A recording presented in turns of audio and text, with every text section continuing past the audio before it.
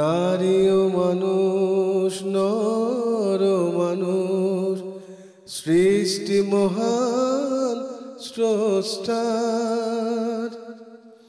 কর্মগুণে আমরা মানুষ, নেই তো কোনো অহংকার। আসসালামু আলাইকুম প্রিয় দর্শক, সবাইকে স্বাগত জানিয়ে শুরু করছি লাভেলো নিবেদিত মহিলাঙ্গন অনুষ্ঠানে। মহিলাঙ্গন এনটিভির একটি পাক্ষিক প্রযোজনা। সঙ্গে আছি আমি আতিয়া ইসলাম। শুরুতেই রয়েছে আলোকপ্রভা। নারী ও মানুষ, নর ও মানুষ। আলোকপ্রভায় আমরা শুনব প্রফেসর ডক্টর সালমা আইনি আপার কাছে।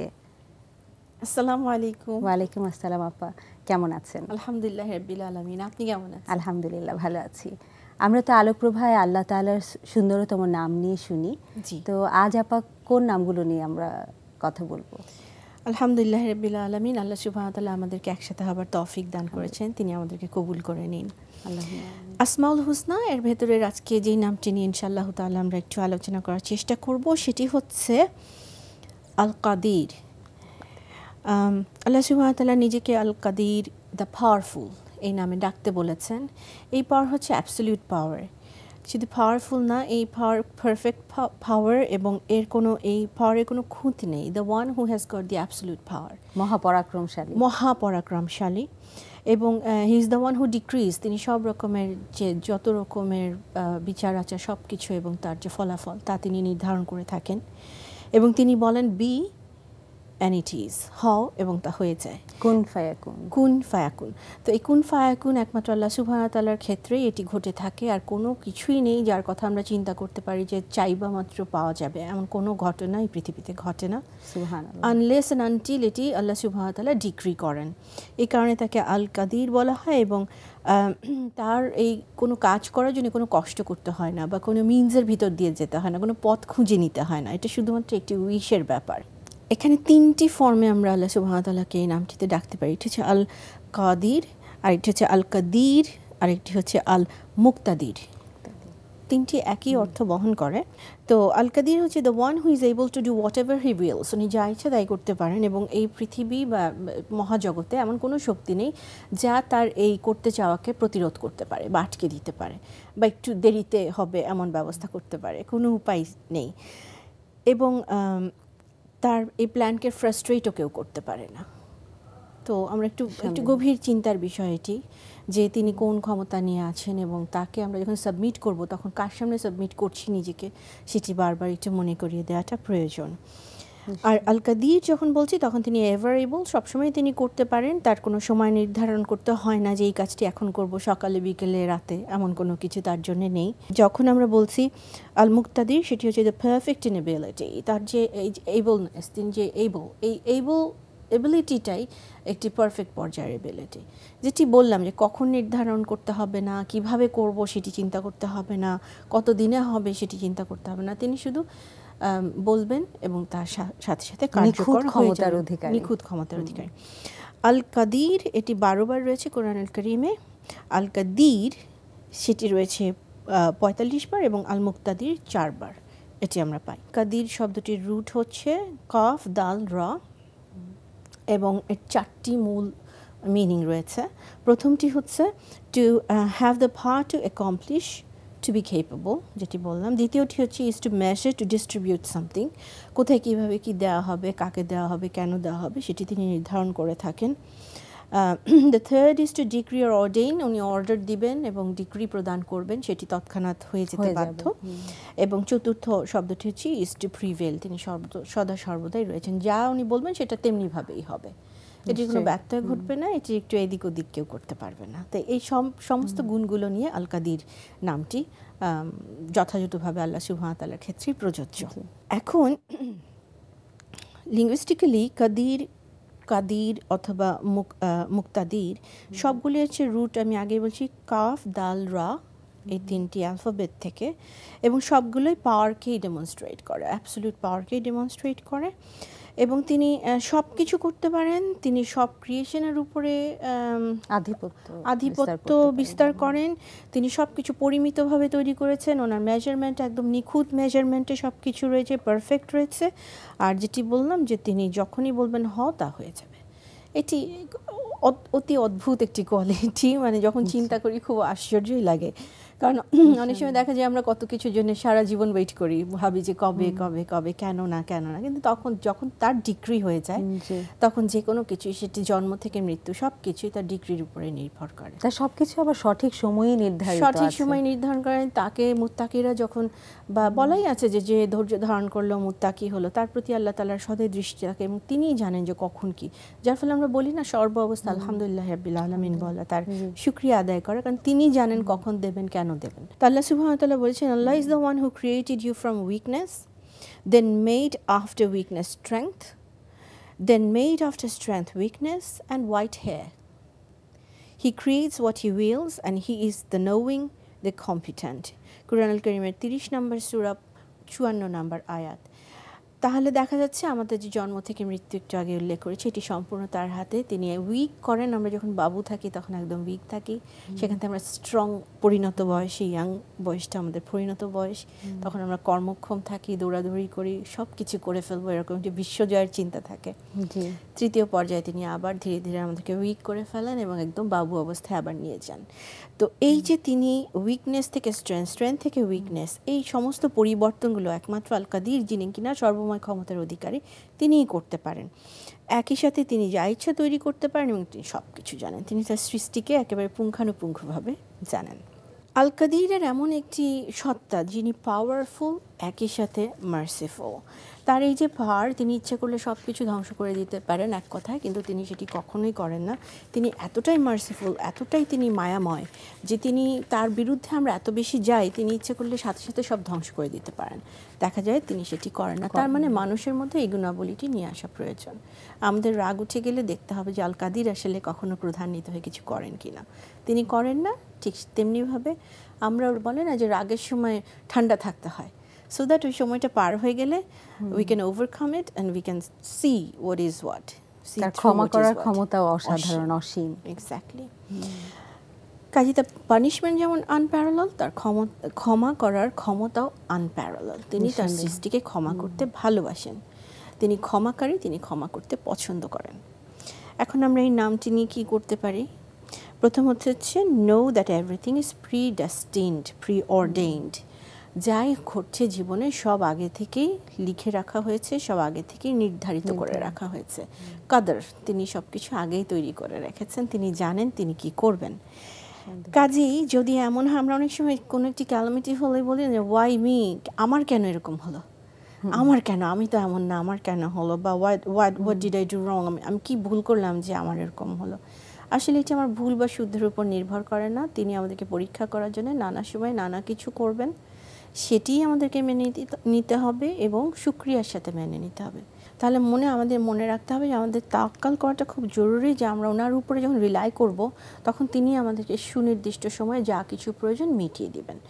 বি কন্টেন্ট, যা আছে তা নিয়ে খুশি থাকা, এবং আমাদের যে এবং পায়াস প্রেডিসেসর যারা রয়েছেন তারা তাদের জীবনের কষ্ট দুঃখ কীভাবে সহ্য করে নিয়েছেন এবং কীভাবে আল কাদিরের উপরে নির্ভর করেছেন, সেটি আমাদের সব সময় নিজেদেরকে মনে করিয়ে দেওয়া দরকার, যাতে করে আমরা কষ্টের সময়টা পার করে ফেলতে পারি। Don't ever let your love for Al Kadir decrease. তার মানে আমি কোনো অবস্থাতেই তার প্রতি যে আমার ভালোবাসা, এটি কমানো যাবে না। তার প্রতি ভালোবাসা বাড়াতে থাকবো, তিনি আমাকে বেশি বেশি ভালোবাসতে থাকবেন। এটি হচ্ছে আসলে এই গুণটি আল্লাহ তাআলার, যা কিনা আমাদেরকে শান্ত রাখে। এবং তারপর হচ্ছে প্রে, ইস্তেখারা, খুব জরুরি একটি জিনিস। যে কোনো ভালো মন্দ ঘটতে যাচ্ছে বা মনে করছি এই কাজটি করব কি করব না, তখন সুন্নাতেই আছে নবী সাল্লাল্লাহু আলাইহি ওয়াসাল্লাম এটি করতেন, ইস্তেখারার নামাজ আদায় করতেন। তিনি কোন দিকে যাবেন, কোন কাজটি সঠিক হবে এটি নির্ধারণ করার জন্য আল্লাহ সুবহানাহু ওয়া তাআলা সাহায্য চাইতেন। সো আমরা যদি সুজুদে গিয়ে ইস্তেখারার নামাজ নিয়ত করে সুজুদে চলে যাই এবং আল্লাহ সুবহানাহু ওয়া তাআলার কাছে পথ চাই, তিনি অবশ্যই আমাদের ভেতরে সেটি এনে দেবেন। কারণ তিনি আল কাদির, এটি মনে রাখতে হবে, তিনি আমার ভবিষ্যৎ বর্তমান অতীত সব জানেন। তিনি আমাকে কখন কি করতে হবে তা বলে দেবেন, শুধু আমরা যদি তার সাহায্য চাই। তো এই নামটির ব্যবহার আমরা এভাবে করতে পারি। ইস্তেখারার কথাটি বলাটা খুব জরুরি ছিল, যে আমরা অনেক সময় অনেক কাজ করি কিন্তু ইস্তেখারার নামাজ আদায় করতে ভুলে যাই। নিশ্চয়ই আমরা পথ খুঁজে পাবো, তিনি আমাদের সাথেই রয়েছেন। নিশ্চয়ই। আপনাকে অনেক অনেক ধন্যবাদ আমাদেরকে সময় দেওয়ার জন্য।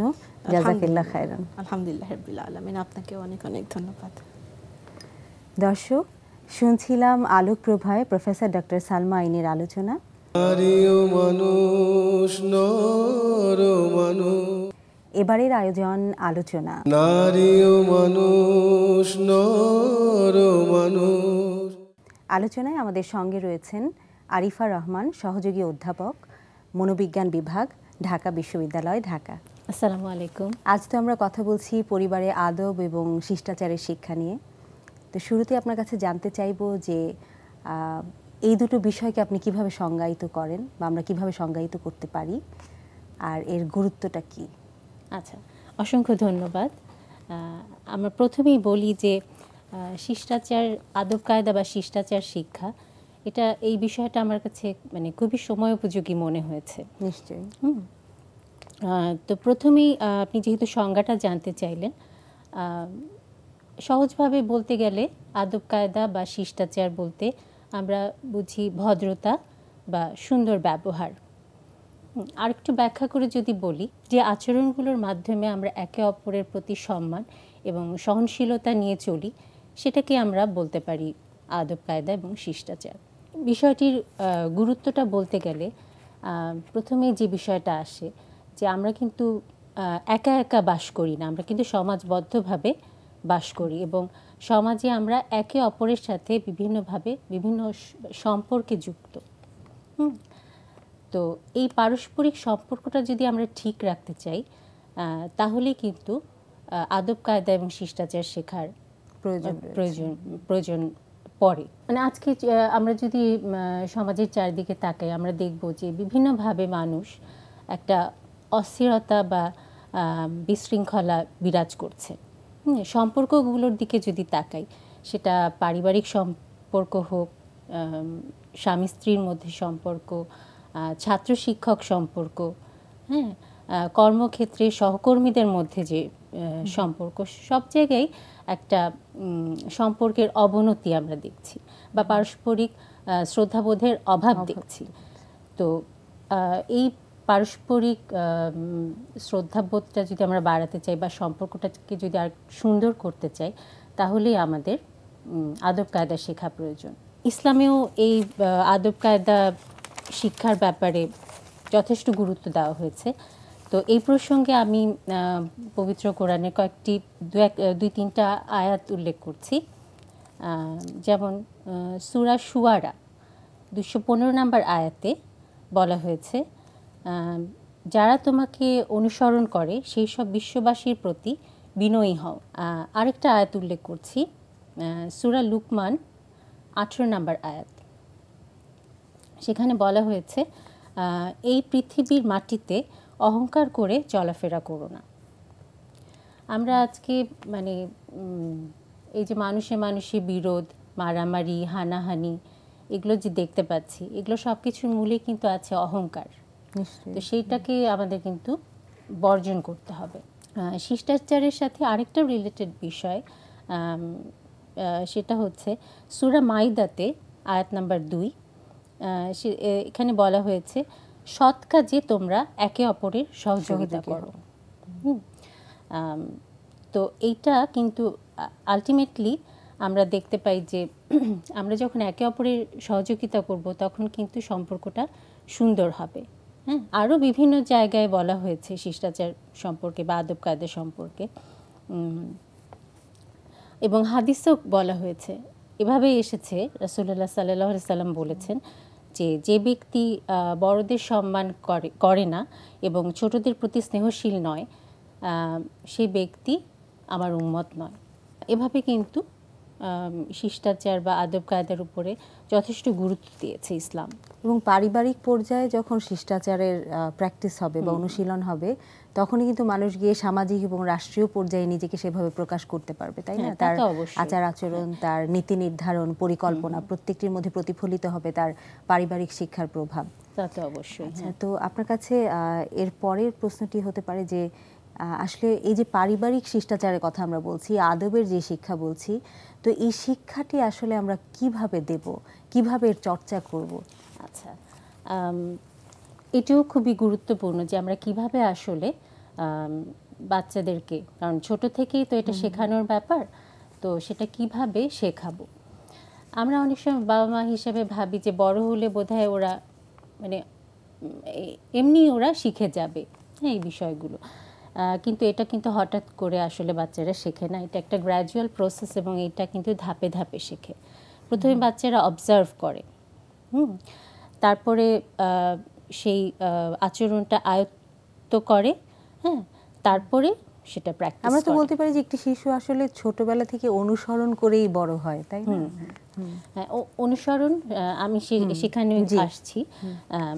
এবং যখন প্র্যাকটিস করবে তখনই কিন্তু সেটা স্থায়ী হবে, কারণ আমরা জানি যে practice makes a man perfect. আচ্ছা, তো এখন এটা কিভাবে হবে এবং শেখানোর দায়িত্বটা কার? পরিবার কিন্তু একটা প্রতিষ্ঠানের মতো, এবং এখানে এই প্রতিষ্ঠানে বাবা মা হচ্ছে অথরিটি ফিগার, হ্যাঁ, এবং সন্তানের কাছে বাবা মা কিন্তু একটা পাওয়ারফুল রোল মডেল। এবং সন্তান কিন্তু একসময় দেখবে যে বাবা মা যখন তারা সুন্দর আচরণ করছেন অন্যদের সাথে এবং সবাই তাদেরকে পছন্দ করছে, তাদেরকে সম্মান করছে, এই বিষয়টাও কিন্তু বাচ্চার কাছে খুব রিওয়ার্ডিং হবে। এবং যে কোনো লার্নিংই কিন্তু এভাবেই হয়ে থাকে। আচ্ছা, আরেকটা বিষয় খুব জরুরি যে সন্তানের সাথে সম্পর্ক, বাবা মার সাথে সন্তানের সম্পর্ক, এই সম্পর্কটা খুব সহজ সরল, সাপোর্টিভ এবং বন্ধুত্বপূর্ণ হওয়াটাও কিন্তু খুব জরুরি। হ্যাঁ, তার ফলে যেটা হবে, বাচ্চাদেরও কিন্তু ছোটবেলা থেকে আমরা দেখি তাদের কিছু নিজস্ব ইচ্ছা অনিচ্ছা, হ্যাঁ, মতামত এগুলো থাকে, সেগুলো সে বাবা মায়ের সাথে শেয়ার করতে পারছে কিনা, সেই সুযোগটা কিন্তু তাকে দিতে হবে, তার কথা শুনতে হবে। এবং তাহলে কিন্তু একসময় দেখা যাবে যে সেও বাবা মার কথা শুনছে। হ্যাঁ, তো কমিউনিকেশন গ্যাপ যেন না হয়, সম্পর্কটা কিন্তু সেভাবেই তৈরি করতে হবে। আর এখানে এই বিষয়টি কি বলা গুরুত্বপূর্ণ নয় যে আপনি যখন বলছেন বাবা মা রোল মডেল, তখন বাবা মায়ের রোল মডেল কে হবেন? হ্যাঁ, বাবা মা কাকে সামনে রেখে কথা বলবেন? সেই ক্ষেত্রে নবী রাসূলের জীবনী পড়া। হ্যাঁ, অবশ্যই। একটা সময় তো যেমন ছোটবেলায় যখন তার মানে কগনিটিভ প্রসেসগুলো ওইভাবে ডেভেলপ করে নাই, হ্যাঁ, তখন তো সে দেখবে, তাই না? কিন্তু একটা সময় তো সে বড় হবে, তখন তার সাথে আলোচনা করা, নবীদের জীবনী, হ্যাঁ, বা বিভিন্ন মনীষীদের জীবনী, হ্যাঁ, সেগুলো তাদেরকে বলা, উদাহরণ দিয়ে বলা, হ্যাঁ, কেন আসলে এই ভালো আচরণগুলো করতে হবে, হ্যাঁ, সেই জিনিসগুলো এবং বুঝিয়ে বলা, আলোচনা করা, সুফলটা কি, এই সব কিছুই কিন্তু তাদের সাথে আলোচনা করতে হবে এবং সেটা সময় নিয়েই সন্তানের সাথে করতে হবে, সেই সময়টা সন্তানকে দিতে হবে। নিশ্চয়ই। আরেকটা যেটা মনে হয় যে পরিবারে আদব কায়দা বা শিষ্টাচার শিক্ষার কথা তো বলছি আমরা, কিন্তু বাচ্চার যে এই শিক্ষাটা আসলে হোলিস্টিক। হ্যাঁ, বাসায় সে একটা জিনিস অভ্যাস করছে, স্কুলেও সে সেই পরিবেশটা পাচ্ছে কিনা। আমরা কিন্তু এখন যেটা দেখতে পাই যে এই যে কিশোর কিশোরীদের মধ্যে আত্মহত্যার প্রবণতা খুব সামান্য একটা ঘটনাকে কেন্দ্র করে হতাশাগ্রস্ত হয়ে পড়ছে এবং তারপর আত্মহত্যার পথ বেছে নিচ্ছে। এই বিষয়গুলো কিন্তু মানে অনেক আগের থেকেই তাদেরকে সেভাবে তাদেরকে তৈরি করা, যে এত অল্পতে হতাশাগ্রস্ত হওয়ার কিছু নাই। হ্যাঁ, মানুষের জীবনে বিভিন্ন সময় আসে, কখনো তার সাফল্য আসে, কখনো সে ব্যর্থতা আসে। হ্যাঁ, এগুলোকেও যে সহজভাবে মেনে নেওয়া যায়, হ্যাঁ, মেনে নিয়ে যে একটা ইতিবাচক দৃষ্টিভঙ্গি নিয়ে সে সামনে এগিয়ে যেতে পারে। এবং বাবা মা হিসেবে তাকে সেই নির্ভরতার জায়গাটি আমাদেরকে কনফার্ম করতে হবে যে না, তুমি ভুল করলেও আমাদের কাছে ফিরে আসতে পারো, হ্যাঁ, এসে আমাদের সাথে শেয়ার করতে পারো। সেটাই তো, হ্যাঁ সেটাই। বাবা মার কিন্তু মানে এই যে ভুল করলে, কোনো একটা বাচ্চা ভুল করলে তাকে আমরা খুব কঠিনভাবে কথা বলি। বাবা মারাও অনেক সময় বলি, অনেক সময় সে বাইরে সমাজের অন্য 8-10টা মানুষের কাছে হয়তো কোনো ভুল করলে সেগুলো অপমানিত হতে পারে, অপমানিত হয়। তো বাচ্চাদেরকে আসলে সেভাবে আমাদের বলাটা, মানে কিভাবে আমরা বলবো, হ্যাঁ, সেটাও কিন্তু খুব ইম্পর্ট্যান্ট। ভুলটাকেও কিন্তু অ্যাকসেপ্ট করে নিতে হবে। হ্যাঁ, মানুষ মাত্রই ভুল করে। তো সেই বিষয়টা কিন্তু তাদেরকে খুব সহজভাবেই যেন সেটাকে আমরা অ্যাকসেপ্ট করতে পারি, তাহলেও তারা নিজেরাও কিন্তু ভুলগুলোকে ওভাবে সহজভাবেই নিতে পারবে। আপনাকে অনেক ধন্যবাদ স্টুডিওতে এসে আমাদেরকে আপনার মূল্যবান সময় দেওয়ার জন্য। ভবিষ্যতে আবার কখনো একই জায়গায় দেখা হবে ইনশাআল্লাহ। ইনশাআল্লাহ, আপনাকেও অসংখ্য ধন্যবাদ। প্রিয় দর্শক, শুনছিলাম পরিবারে আদব এবং শিষ্টাচারের শিক্ষা নিয়ে। সত্যি একটি পরিবার তখনই সুন্দর, সফল এবং সুস্থ হবে যখন তার মানুষগুলো, পরিবারের সদস্যগুলো একে অপরকে পারস্পরিক সহযোগিতায় এবং পারস্পরিক সহমর্মিতা ও ভালোবাসায় বেঁধে রাখবে, এবং এর প্রভাব আমাদের সমাজ এবং রাষ্ট্রীয় জীবনে নিশ্চয়ই সুন্দরতর হবে। আমাদের অনুষ্ঠান সম্পর্কে আপনাদের মূল্যবান মতামত জানাতে যোগাযোগ করুন এই ঠিকানায়। পরিচালক মহিলাঙ্গন, NTV, 7ম তলা, BSEC ভবন, 102 কাজী নজরুল ইসলাম অ্যাভিনিউ, কারওয়ান বাজার, ঢাকা 1215। আজ এ পর্যন্তই। আমাদের অনুষ্ঠানটি বা এর কোনো পর্ব যদি আপনারা কখনো মিস করে থাকেন বা আবারও দেখতে চান, তাহলে ভিজিট করুন www.ntvbd.com এ। এছাড়াও রয়েছে ইউটিউব চ্যানেল এবং আমাদের ভেরিফাইড ফেসবুক পেজ। আবার দেখা হবে আগামী অনুষ্ঠানে। ততদিন পর্যন্ত ভালো থাকুন, সুস্থ থাকুন, সুন্দর থাকুন। আসসালামু আলাইকুম। মাটির পৃথিবীতে আমাদের সংসার।